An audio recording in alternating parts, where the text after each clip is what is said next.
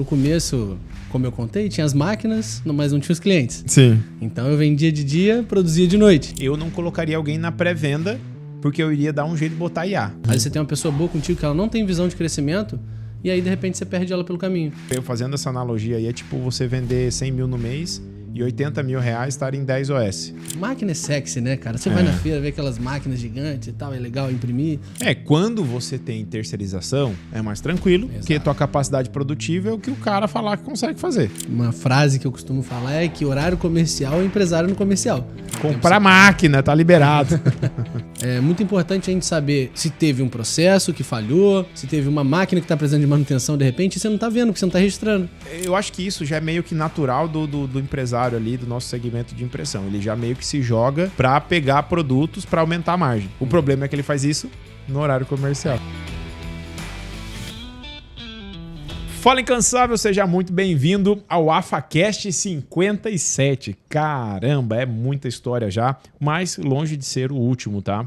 O episódio de hoje, na verdade, ele é uma continuidade do episódio anterior. Eu estou aqui novamente com ele, ninguém nada menos, nada mais do que Eric Reis, né, Eric? Tô aí novamente pra gente continuar falando aí sobre como abrir uma gráfica em 2020. Como abriria, né? Abriria uma gráfica em 2026. Mas hoje a gente vai falar da segunda etapa, que é o quê? Qual é a estrutura, né? Quais são as pessoas que nós contrataríamos abrindo uma gráfica absolutamente hoje, né? Qual é a estrutura de pessoas, qual é a parte de que cargo eu contrataria primeiro, quem que ia fazer mais de uma atividade, quais atividades e também quais são os indicadores, que afinal de contas o que vai fazer essa gráfica crescer ou não é literalmente o resultado que ela vai trazer. Mas daí eu preciso saber o que eu vou olhar. Não posso olhar só venda. Também não posso olhar só o dinheiro na conta. Então vamos entender um pouco mais sobre isso, né? Tem um montante aí que faz a gente ir pelo caminho correto, né? Ter os números certos para acompanhar. Exatamente.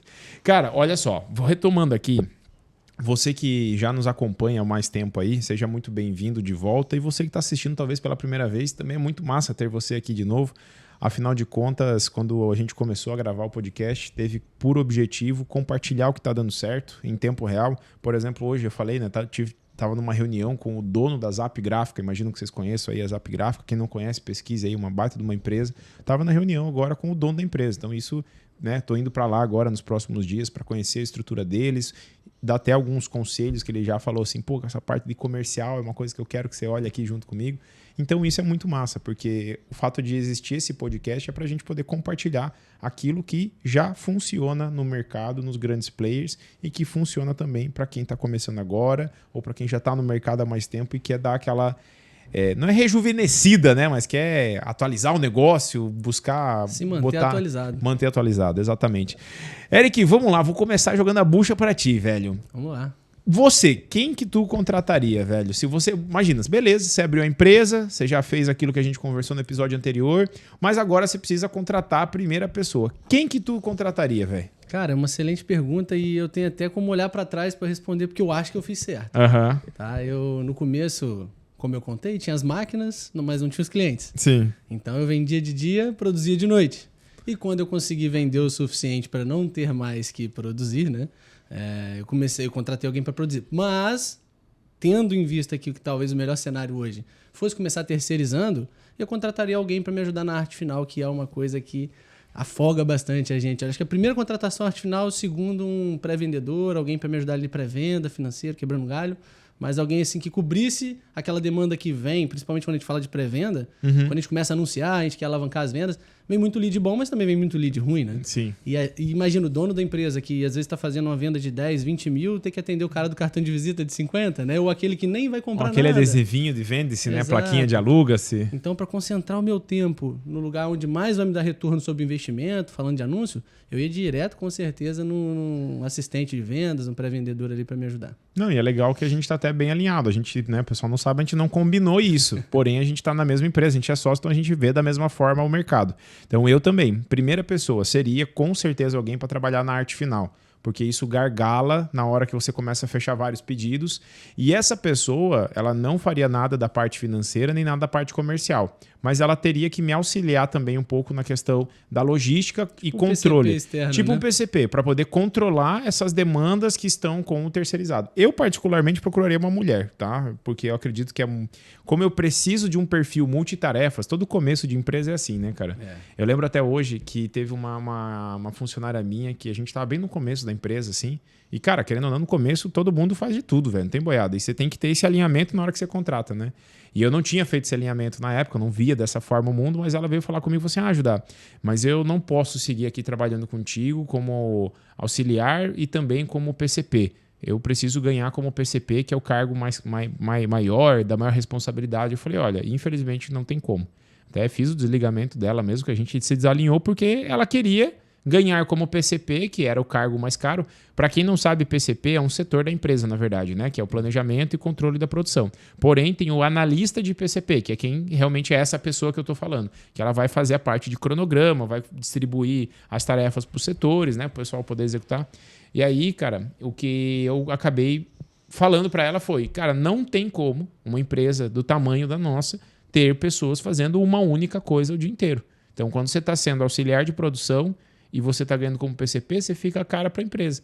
Mas eu sei também que se você for fazer um trabalho de PCP e tiver o salário de auxiliar, você também vai estar não recebendo o justo, né? Então eu cheguei no meio termo, ela não quis e seguimos. Mas, de fato, hoje eu teria muito bem esse alinhamento. Procuraria uma mulher para contratar, porque eu acredito que a mulher ela tem essa multitarefa já natural. O homem ele tem que se esforçar pra caramba para fazer 2, 3 coisas ao mesmo tempo, né? Eu não sei como que tu é, mas eu particularmente sou uma tristeza quando tem que fazer várias coisas assim, pensando aqui, tá lá... Enfim, é punk. A gente se perde. E eu contrataria uma pessoa para fazer fechamento de arquivo, enviar isso, colocar nos gabaritos para os clientes e ela também faria parte de controlar os prazos. Eu montaria um Trello ou talvez um ClickUp, né? São 2 ferramentas de gestão de tarefa. Acho que a gente domina bastante isso daí, mas hoje a gente teria basicamente um Kanban, cara, né? Um quadro com as colunas, etapas, né? Tipo assim, as etapas que tem. Eu tenho que... Fechei a venda. Tem que conferir as informações, depois de conferir a informação. A gente falou até das 10 etapas da venda, né? Que tem no comercial. Mas na tua produção também tem as etapas, né? Então eu colocaria o quê? Primeiro, a parte de conferir informações, o briefing que veio lá do comercial, que é o próprio dono, que é você, né, no caso. Aí depois faria o fechamento de arquivo. Fechou o arquivo, passa para aprovação, talvez, para o dono? Em alguns casos era legal, né? Caso necessário, aprovar com o dono. Quarto seria envio e formalização por e-mail com o cliente, teria uma coluninha lá para eu controlar. Em produção, para eu saber o que está em produção. Quando a tua empresa cresce muito, acho que esse é até um negócio legal para a gente reforçar, que quando estiver crescendo muito, o que eu faria? Eu já iria quebrar os fornecedores. Então talvez ou eu teria vários painéis, um de cada fornecedor, isso pode ser online ou pode ser físico, depende de como que a pessoa é, né? Mas eu teria, por exemplo, os setores do cara dentro do meu painel. E no ClickUp dá para pôr uma tagzinha e filtrar isso. Fica uma... Tipo, para poder olhar... Mesmo, eu quero ver o macro, eu vejo tudo, eu quero ver filtrado. Legal. Esse é um bom do digital, né? Que daí você vai ali e você tem tudo no tato. Mas aí é legal, porque essa é a parada, né? Tipo, às vezes eu tenho um fornecedor meu que está imprimindo o material ainda e está fazendo acabamento. Depois é para o acabamento. O outro já está no acabamento daquela chapa. O outro está imprimindo no laser, sabe? Tipo, enfim, acho que cada fornecedor vai ter um tipo de maquinário específico e eu poderia controlar isso. E essa pessoa seria responsável por esse controle de PCP. E eu colocaria sobre a guarda dela ali também uma terceira tarefa, que daí é logística. É cuidar da coleta desse material para chegar até nós e da entrega desse material para o cliente. Então, essa seria a minha primeira contratação. E é legal você ter falado da divisão de cadeiras no início, né? E eu tinha esse alinhamento também com o pessoal da minha equipe. E quando eu fazia mais de uma função, eu tinha esse hábito de explicar, olha, é o seguinte... Quanto menor a empresa, em mais cadeiras a gente está sentado. Então, eu explodi o organograma com eles, o que eu aprendi na África, inclusive, na minha época de aluno. E falava, olha, é o seguinte, nessa cadeira que você está hoje, nessa e nessa, de repente. Você é vendedor, você é orçamentista, você é Exato, designer. Só para dar clareza para ele de onde ele está sentado. Só que eu falo, no futuro, quanto mais a empresa cresce, mais vai indo cada um para o seu quadrado. E nessa aí de cada um para o seu quadrado, a gente pode te alocar onde você achar que faz mais sentido para você, onde você entrega mais resultado, talvez onde você ganhe melhor. E aí é o que, de repente, ajuda a segurar o cara ali, mas não tempo até chegar o cara saber momento, que quando crescer, ele vai poder ter a oportunidade escolher até o setor, né? Exatamente. É a parada do tipo, às vezes, hoje você vai entrar um funcionário vai entrar numa empresa e tem que entrar na vaga que tem lá. Quando você veio da base mesmo ali e conseguiu fazer esse alinhamento com o dono, vai ficar fácil por causa disso. Tipo assim, cara, quando for contratar outra pessoa, eu vou ter, sei lá, poder de escolha de, sabe, cara, eu faço arte final aqui, fecho o arquivo e também vendo, mas eu vou preferir ficar na venda quando colocar alguém aqui, vai colocar um arte finalista, né? Mas sim, de fato, essa seria a primeira pessoa. A segunda pessoa discorda um pouco de ti, não muito, mas um pouco, né? Eu não colocaria alguém na pré-venda, porque eu iria dar um jeito de botar IA. Para poder fazer uma pré-qualificação. Tentaria não ter que ter já mais uma pessoa mais no custo fixo ali primeiro, sabe? É engraçado que eu olhei para trás e falei de um pré-vendedor, mas olhando pro atual, de fato, tipo, faz sentido não ter uma IA ali na pré-venda, facilitando o processo, né? Eu ia arrancar da minha cabeça, cara, a parte de cotação, a parte de lançamentos do financeiro, emissão de nota, emissão de boleto. Porque tu imagina, no começo eu estaria com tudo isso nas minhas costas ali pendurado, né? Tipo, tendo que emitir nota, emitir boleto, tendo que ligar para cliente, ter que fazer a cobrança, às vezes ir receber o dinheiro. Isso eu colocaria na mão de um assistente financeiro. Contrataria uma pessoa, que daí essa pessoa puxaria um pouco da logística para ela, que estaria lá com a primeira pessoa, mas ela já consegue puxar um pouquinho da logística. E, às vezes, ela até pode ser essa operadora de IA de pré-venda. Exato. Entendeu? Porque, cara, tipo, ela tá trabalhando no notebook dela aqui. Isso não tem demanda full-time pro financeiro, né? Pra nenhum. Nem pra pré-venda, nem pro financeiro, nem pra logística, sabe? Então, tipo, daria tranquilamente para deixar essa pessoa tocando o operacional braçal ali do financeiro, da logística, dando um suporte no PCP, mas ela ia focar também em acompanhar essa pré-venda ali, que daí basicamente tem uma segunda tela, com a IA atendendo os clientes, fazendo a qualificação. Fala assim, Eric, tá aqui, pá, pega aí e atende o cliente, né? É basicamente essa a ideia dessa segunda pessoa.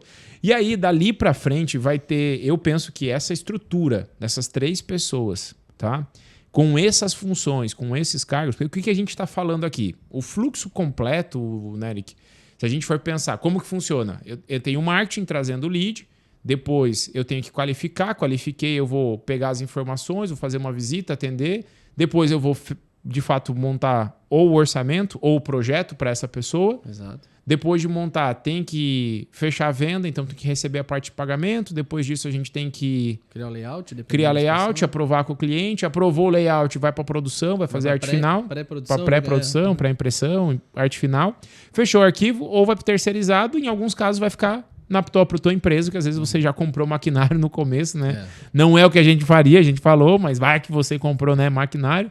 E aí você botaria isso para rodar dentro da empresa, mas chegou do teu fornecedor pronto, despachou para o cliente, vai faturar, emitir nota, boleto, receber o restante, mas daí vai ter a conciliação bancária, que é basicamente fazer com que o teu sisteminha ali seja um espelho do que está rolando no banco. Então, assim, esse é o fluxo macro que tem dentro da empresa funcionando.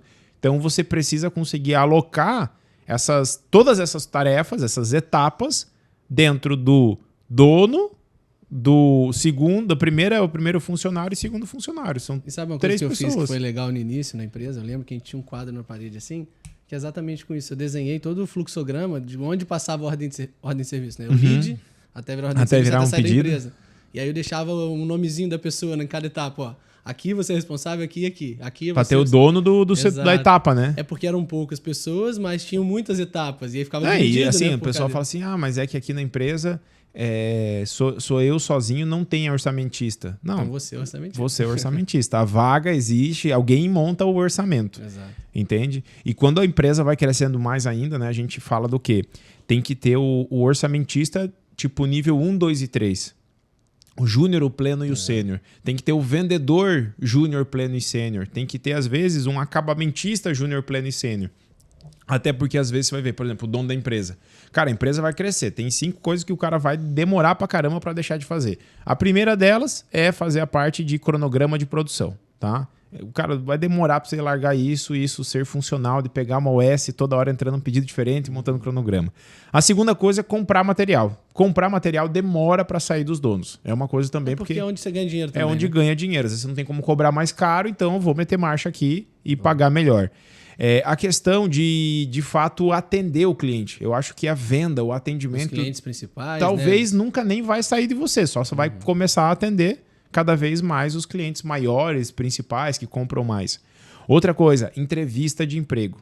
Sabe? Eu acho que você fazer a entrevista demora para sair do dono, você conseguir formar. Eu acho que é só depois que você contrata o RH. E o RH é o ideal você contratar ali, cara, alguém para trabalhar, né, na parte de RH, depois de 20, 25 funcionários, eu imagino que faz realmente sentido na companhia. Tá? Então aqui já são 4 e tem a quinta que eu não lembro agora de cabeça. Complexos. Os orçamentos complexos, é esse mesmo. Foi por ele que eu comecei a falar. Né? Mas é isso, são os orçamentos complexos, montar cronograma, fazer a parte de entrevista, vender e comprar material. São esses itens, são 5 principais tarefas que demoram para sair do dono. E que a gente fala que vender, principalmente montar orçamento complexo e vender, vamos colocar numa caixinha só, e comprar é onde a gente ganha dinheiro de fato, né? Então por que eu vou correr para tirar de mim? Exato. Né? E às vezes a gente... E é difícil, né? Achar alguém tão qualificado para essa vaga no começo. E você não consegue pagar um bom salário. Exato. Então por isso que deixa comigo, porque eu já ganho bem, né? Pelo menos tem que estar ganhando, né? Mas é legal eu ver dessa forma, porque daí isso já clarifica para quem está nos assistindo, Eric, do que eu tenho que ficar comigo das etapas. Por exemplo, fazer a qualificação do cliente. Não precisa necessariamente ser você.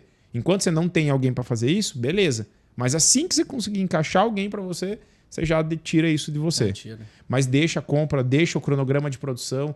Às vezes, por exemplo, você falou, mas vai colocar um PCP lá, você falou que ela que vai coordenar os prazos com os terceiros, né? Mas aí você vai aprovar. Você vai ter uma rotina de todo dia ali, dar uma olhadinha e falar, cara, o que tem para hoje? O que tem para amanhã? Como é que tá o pedido tal? Por que esse aqui tá atrasado? Esse aqui que tá para amanhã vai chegar, vai dar certo? E aí você vai criando essa musculatura de fazer outra pessoa pensar. E você puxou um assunto falando sobre Júnior, Pleno e Sênior, nível 1, 2 e 3, aquela conversa dos 9 níveis ali que dá para ter dos colaboradores. Eu acho legal a empresa nascer já com essa clareza. Porque eu acho que é isso que segura os talentos, sabe? Às vezes você tem uma pessoa boa contigo que ela não tem visão de crescimento e aí, de repente, você perde ela pelo caminho. Agora, quando mesmo sendo alguém bom, né? Exato. E às vezes, quando você mostra para ela o organograma, foi o que eu fiz também na empresa, inclusive eu aprendi na AFA e eu ajustei lá e apliquei na época.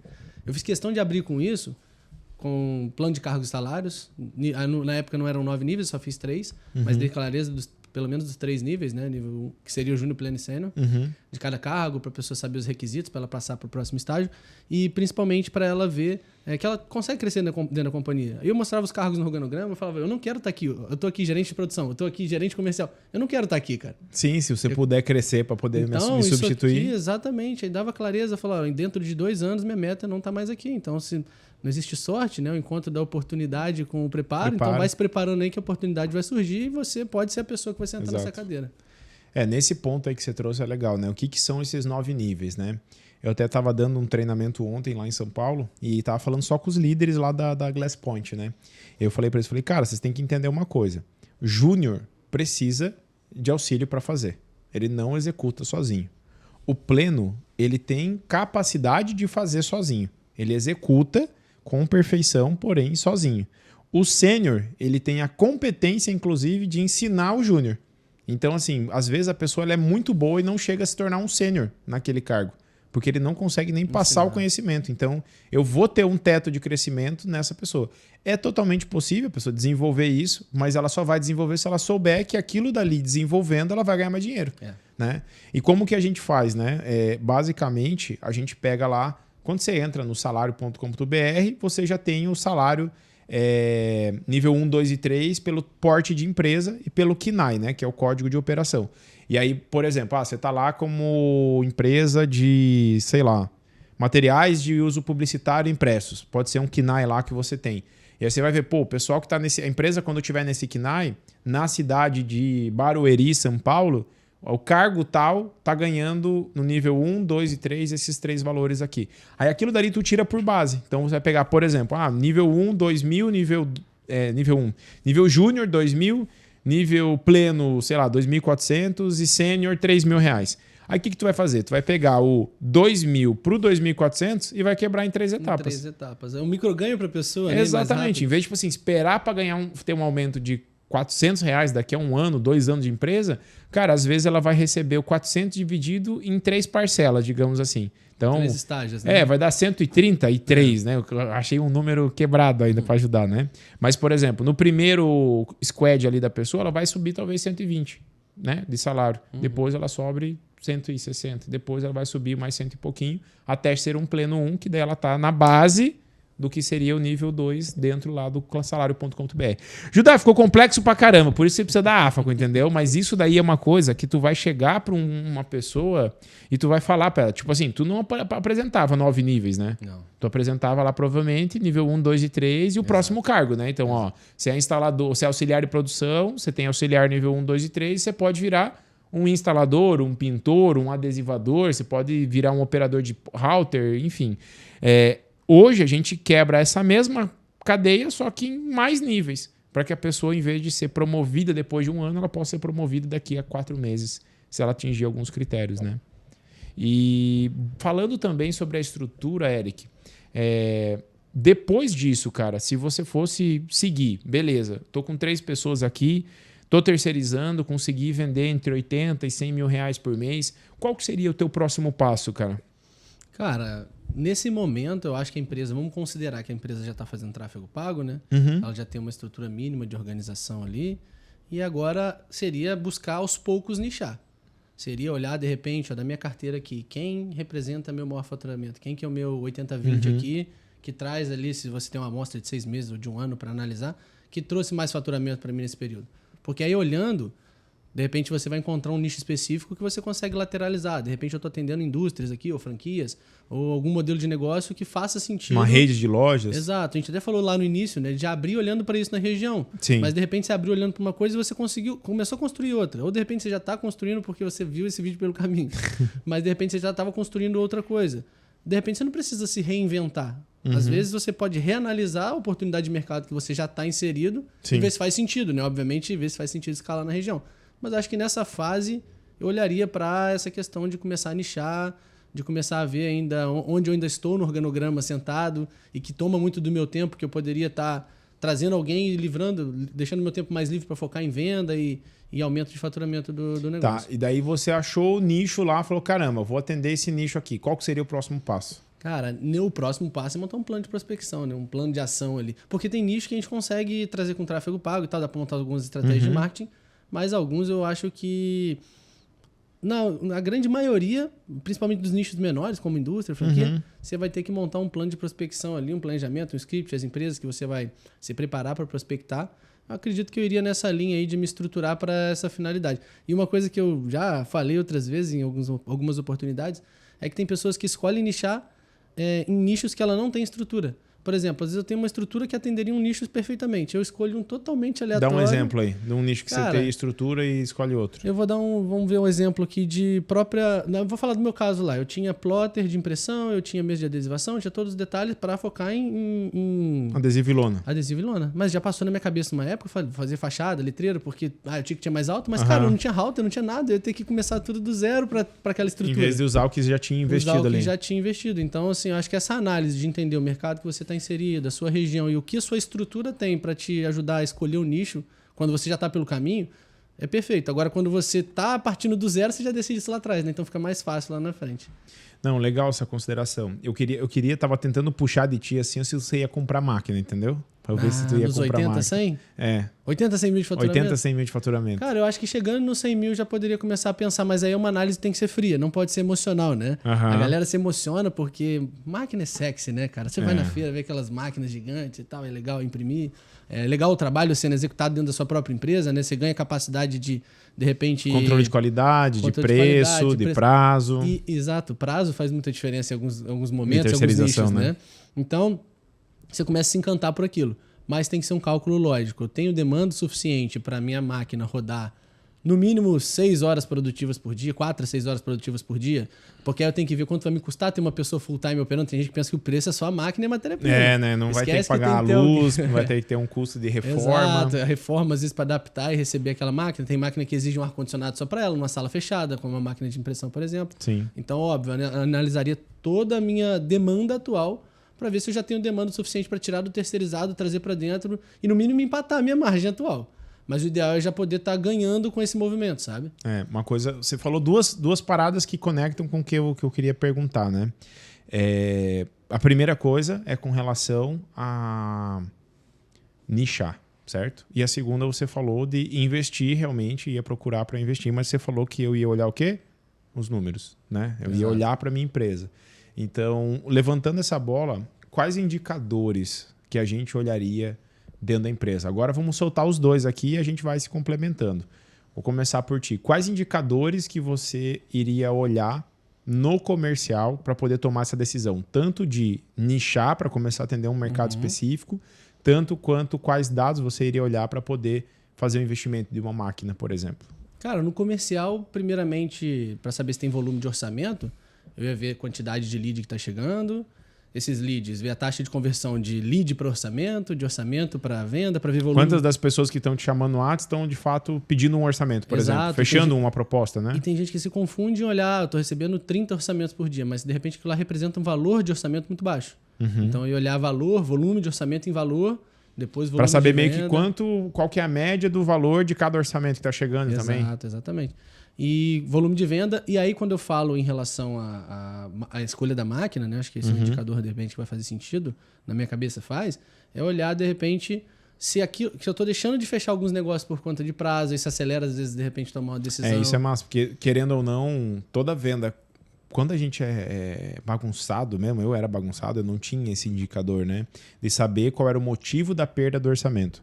Eu lembro que quando eu desfiz a sociedade com meu irmão e daí eu abri minha empresa sozinho, eu já comecei com o sistema, já comecei com o softwarezinho. E aí eu estava na época usando o Mobisys e eu lembro que eu já coloquei lá num Trello, não tinha no Mobisys a parte de comercial, de funil de vendas, eu coloquei num Trello assim para poder controlar, tipo assim, cara, tô perdendo essa venda. Aí eu deixava numa coluninha que tinha o motivo da perda. Porque isso muda a estratégia de venda. Porque daí nesse momento você fala, pô, tô me ferrando aqui, ó. Tô orçando 100 mil por mês de material impresso e não tô fechando por causa do prazo. Porque o meu terceirizado pede, sei lá, 4 dias úteis e os caras queriam fechar de hoje para amanhã, queriam fechar para essa semana e o meu fornecedor não atende. Foi assim que eu contratei um assistente E vai comercial. ser um desafio, né, cara? E vai ser um desafio que a gente já falou pro cara terceirizar e vai chegar um momento em que ele vai, dependendo do cliente, ele vai ter que rebolar e vai enfim, cara, pô, tem um cara lá que tá querendo comprar 50 mil por mês de mim.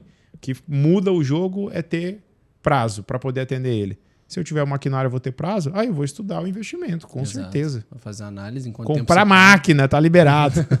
Tem momentos, né? A gente não é anti-máquina, só tem que ter um momento certo. Exatamente. Mas você tá falando dos indicadores, foi isso, inclusive, que me fez contratar um assistente comercial na época. Eu comecei a medir quantos orçamentos eu perdia por prazo de resposta? Tempo de resposta. Eu tava perdendo muito, assim, representava uns 200 oportunidades de orçamento por mês. Eu tinha metade daqueles orçamentos de leads que viravam orçamento. E eu peguei vezes minha taxa de conversão, vezes meu ticket médio e descobri quanto eu perdia. Vou ver se eu entendi aqui. Então, basicamente, você estava recebendo 200 leads no mês, aí isso dá 10... Não, 200 eu perdia quase por tempo de resposta. Entendi. Eu tinha muito volume, meu ticket era baixo. Então, se eu perdia 200, minha taxa de conversão de lead para orçamento era 50%, por exemplo. Eu estava perdendo 100 orçamentos. 100 propostas. Se minha taxa de conversão era 30%... De orçamento em venda fosse 30%, você estava perdendo 30 vendas. Meu ticket médio era R$400, eu fiz o cálculo. 12 mil. 12 mil, eu falei, a margem de contribuição que traz esses 12 mil, já consigo trazer... Pagar alguém. E realmente, né, uma margem de contribuição média de mercado aí que seja de 50%, é 6 mil. Os 6 mil de margem de contribuição dá para pagar o prestador de serviço, Exato. o pré-vendedor e sobrava um troco ainda.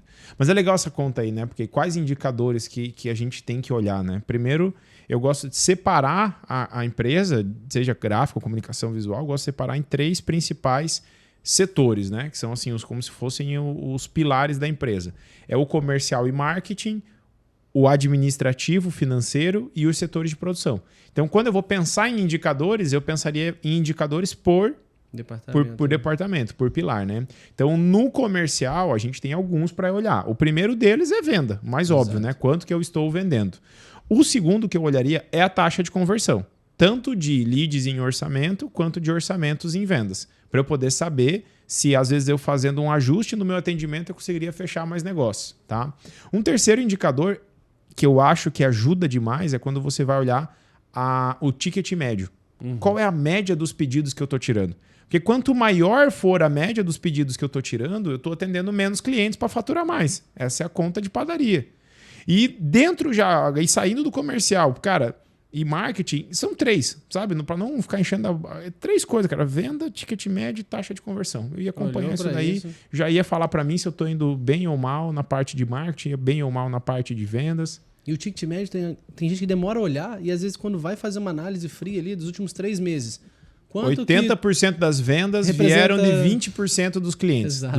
Tipo, um monte de pedidinho pequenininho para juntar 10 mil. 80% das suas OS, de repente abriu 100 OS no mês, 80 delas representa 5, 6% do seu faturamento. É triste, velho. Fazendo essa analogia aí, é tipo você vender 100 mil no mês e 80 mil reais estarem em 10 OS. E os outros 20 mil reais estarem em 200 OS. Aí você acha assim, cara, preciso contratar mais. Mas você olha o financeiro, a conta não fecha. O que aconteceu? Sobrecarga operacional. Essas OS pequenas, elas gastam tanto quanto...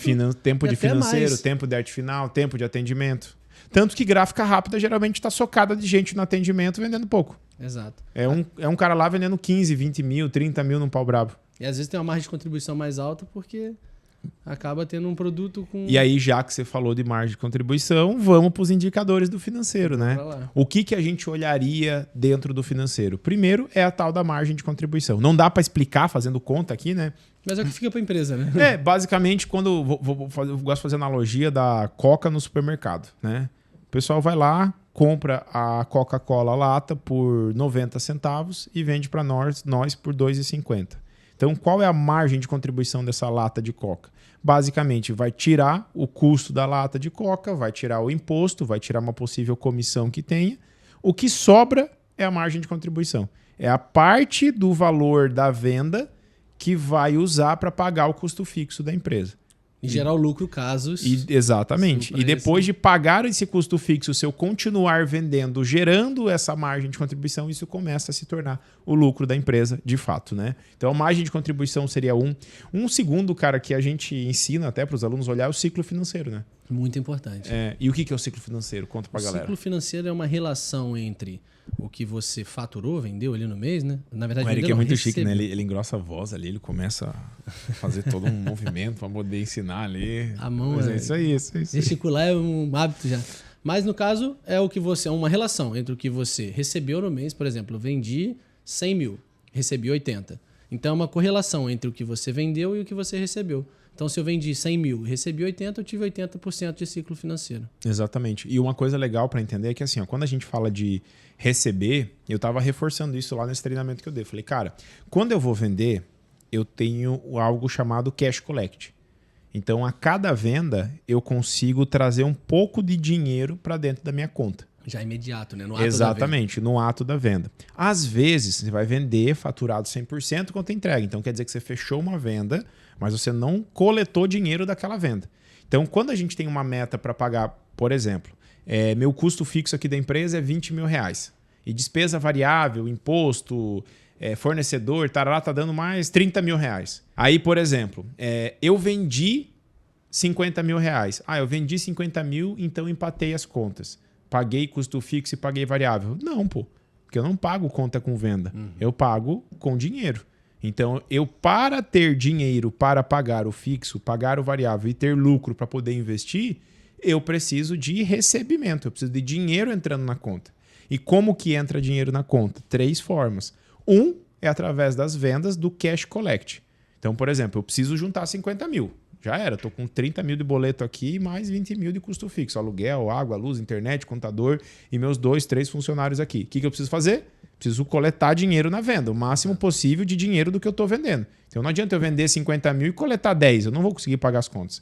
Só que geralmente eu tenho um segundo ponto, que é o que eu já vendi, já entreguei e estou recebendo parcelado. Então isso junta com o dinheirinho que está entrando da venda nova. E tem um terceiro fator que eu posso olhar também para gerar dinheiro, que é olhar para a minha produção.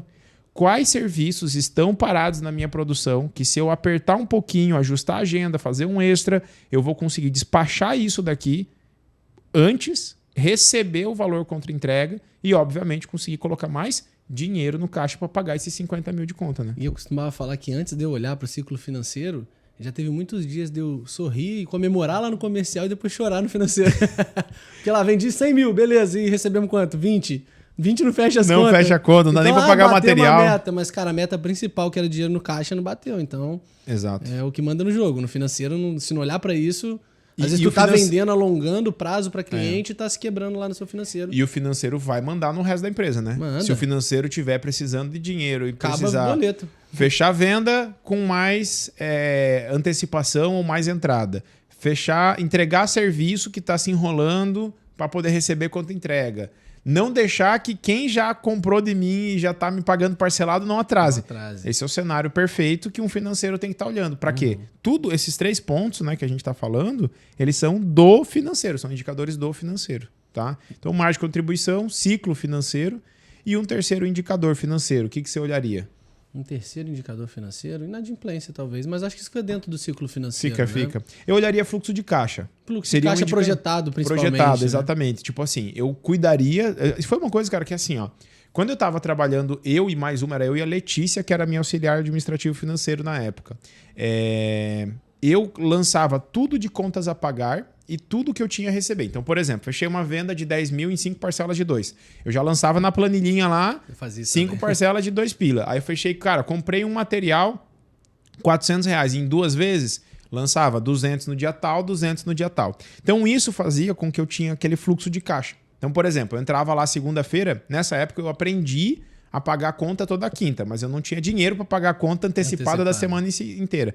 Mas eu olhava na quinta-feira se eu ia conseguir pagar na semana seguinte. Então, pô, às vezes eu tava lá com um furo, eu tinha R$10 mil na conta da empresa, aí, pô, tem que pagar 2, eu fiquei com 8, mas daí vai entrar 3, opa, fiquei com 11. Mas daí eu tenho que pagar a folha, pô, daí vai para R$1.000, sabe? E às vezes ia pro negativo. Então eu olhava, caramba, aí você consegue se antecipar, né? Não vai furar, mas vai furar daqui a uma semana. Você não descobre no dia que você precisa de 5 mil. E quanto que vai furar? Dia. Exatamente. Daí tipo assim, cara, vai furar com 5 mil lá? Como é que eu levanto 5 mil?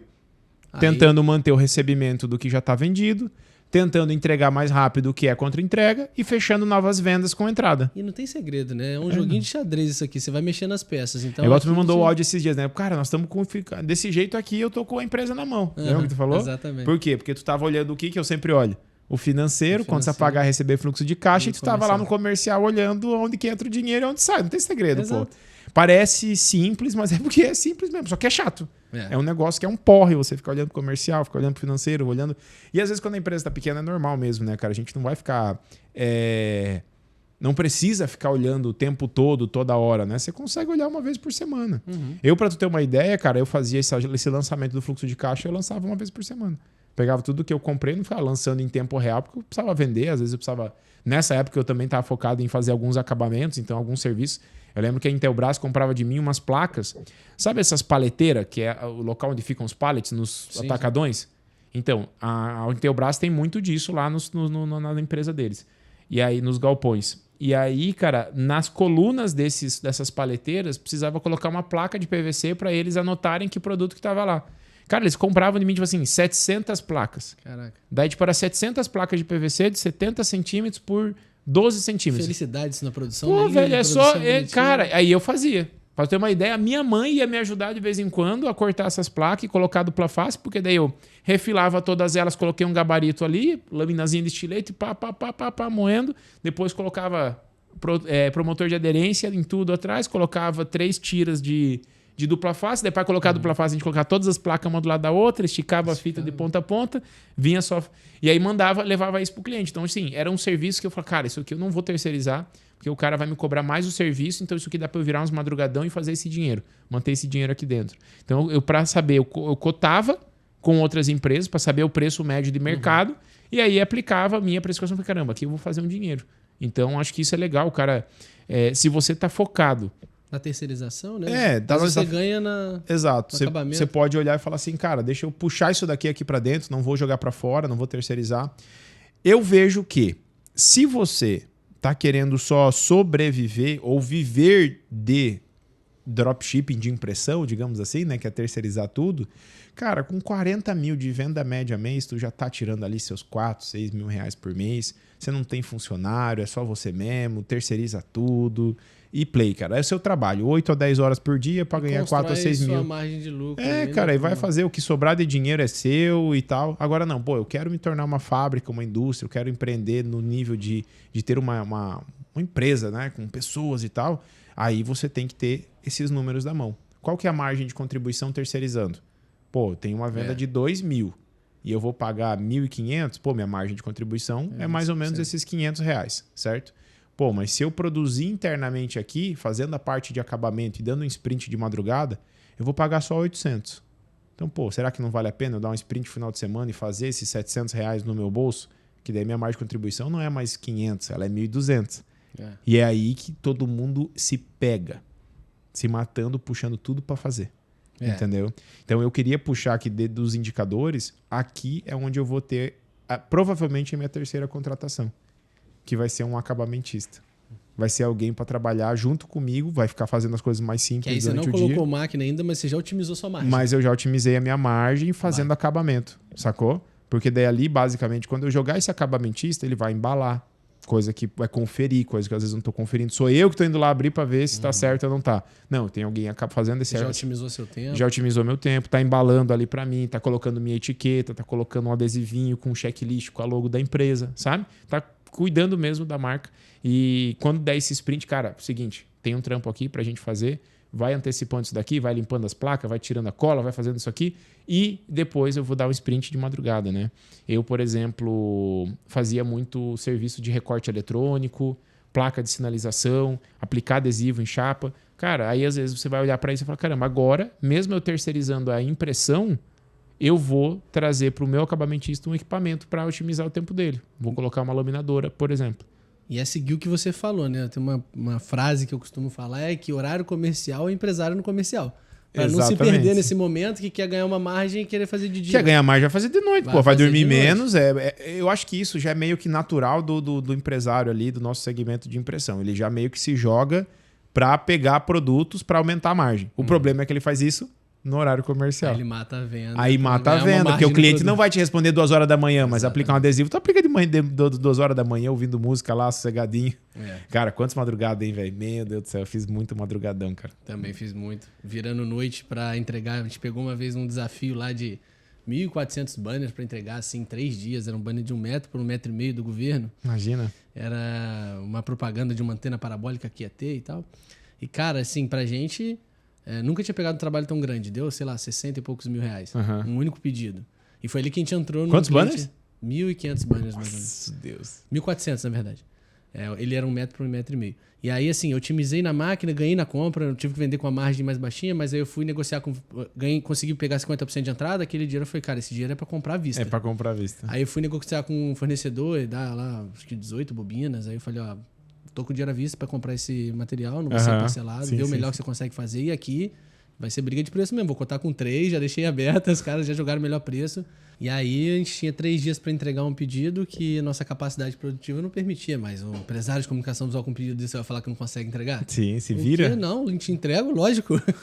Aí eu fui estudar a máquina para conseguir aumentar. Eles toparam abrir mão de qualidade pelo prazo. Então eu reduzi a qualidade de fato, né, das passadas tal, a velocidade. E aí eu fui estudar a máquina para melhorar o tempo. Aí tive que pegar um grupo de freelance da cidade lá, achar uns 2 filas para virar madrugada comigo.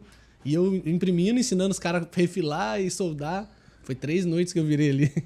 Para conseguir entregar. Meu impressor imprimia de dia e eu imprimia na madrugada.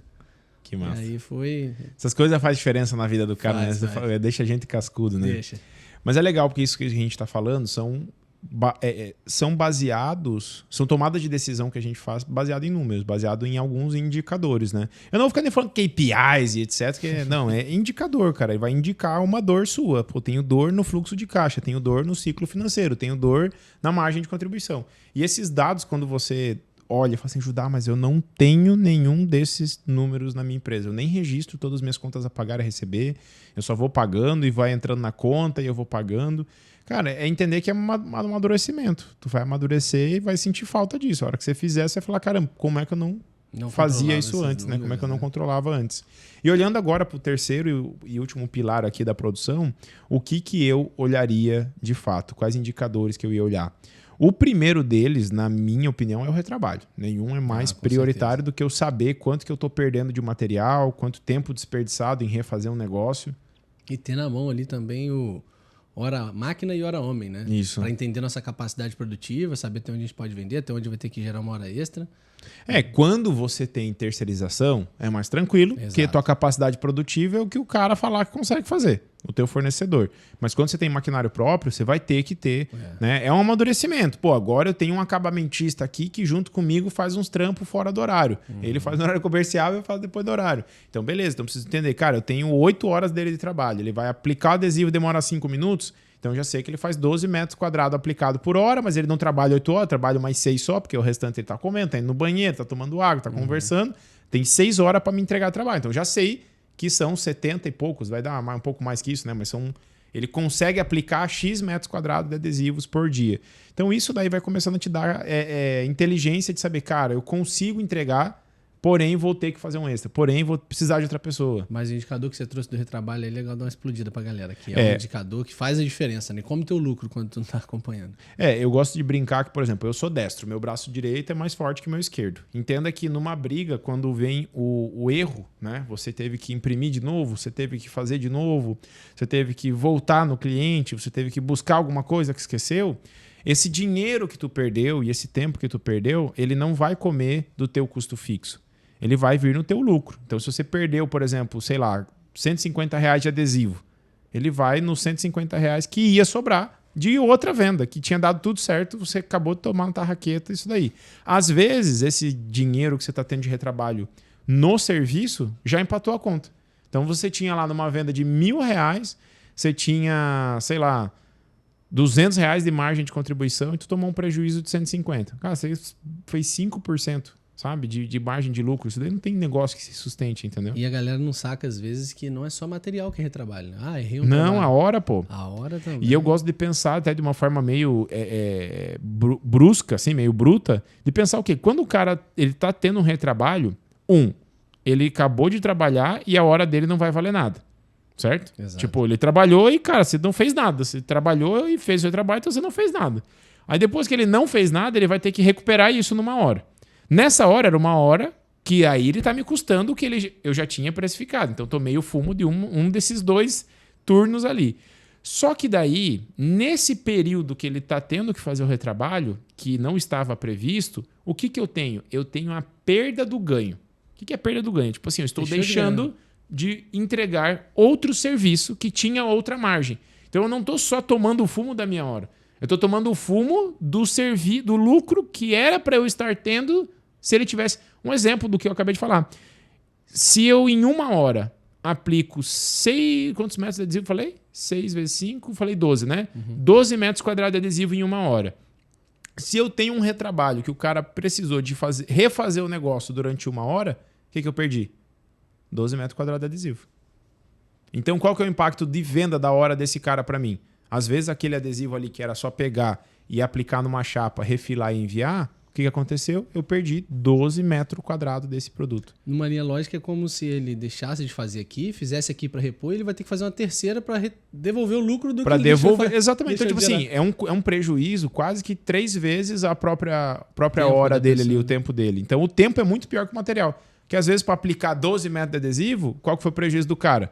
Sei lá, foi só adesivo, às vezes nem teve que, em alguns casos, remover o adesivo errado e daí colocar o novo. Então, dependendo do tamanho do prejuízo material, às vezes ele é menor do que o teu prejuízo em horas. Então, olhar os dois e contabilizar quanto que eu estou tendo de prejuízo de hora. E o que a gente faz com esse retrabalho quando a gente encontra ele? Cara, eu gosto de pensar assim, quero acabar com o retrabalho da minha empresa. Primeira coisa, registra.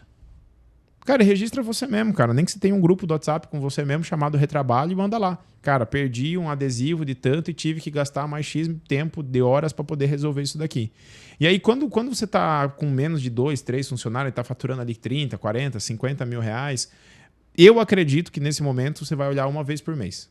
Tá? Não adianta você querer olhar toda semana, que é besteira. Por quê? Porque você já está resolvendo as coisas e aprendendo com o seu erro. Exato. Agora, quando você está grande, você já está com um faturamento mais alto, tem lá 10, 12 funcionários, para cima, aí você tem que ter uma rotina quinzenal e daqui a pouco semanal.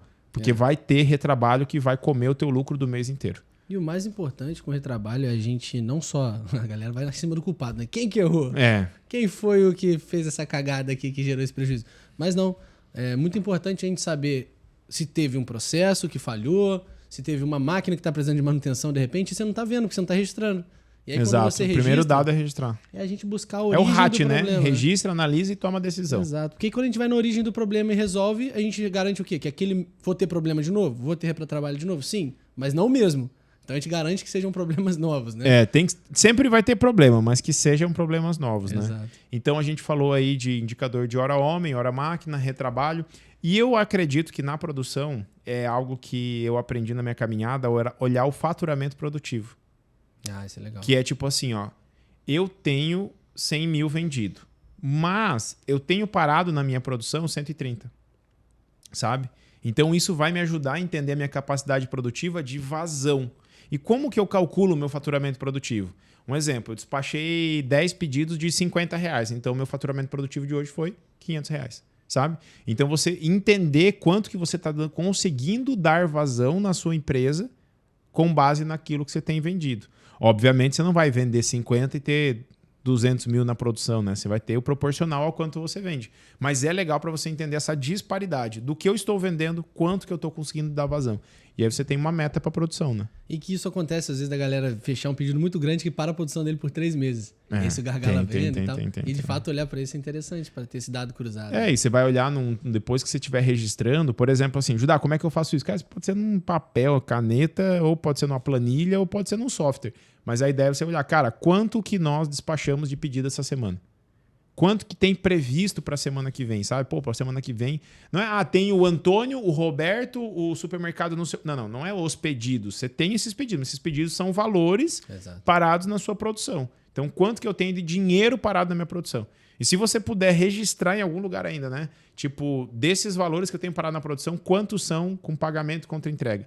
Quanto que eu tenho de dinheiro realmente para receber desses serviços que estão parados. Aí isso vai fazer você que é o que você priorizar. Falou que mexe lá no indicador do financeiro. Isso, né? vai mexer no dinheiro. O financeiro manda na empresa toda. O financeiro vai falar, ó, agiliza lá, tem um serviço tal lá que tá parado, cara, eu preciso desse dinheiro. De repente você vai ver, cara, compensa pagar uma hora extra, 2 dias e antecipar a entrega desse pedido. Pra entrar o dinheiro, pra não ficar com aquele furo de 5 mil que a gente falou mais cedo. Não vou ter que entrar no cheque especial, nem capital de giro, enfim. Exatamente. Você resolve um problema só cuidando da tua produção e antecipando uma entrega. É só olhando, cara. Então, acho que, já que a gente falou no episódio anterior uma porrada de coisa que a gente faria, como vender, nichar, tarará, agora a gente falou de estrutura, né, das pessoas, a gente falou de contratar primeiro alguém para desafogar a parte de arte final, de PCP, de projeto, né, fazer mockups às vezes, analisar logo depois, comprar uma máquina. Exato, falamos sobre analisar, comprar uma máquina, quando nichar.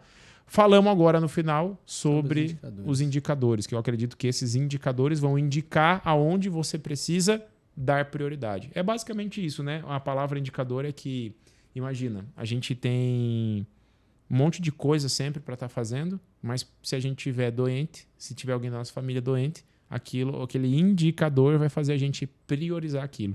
Então, que você possa ter pegado esses 2 episódios aí e tenha feito muita anotação. Se for o caso, manda para alguém da tua empresa para assistir junto, para pegar essas sacadas junto contigo, ajudar a implementar.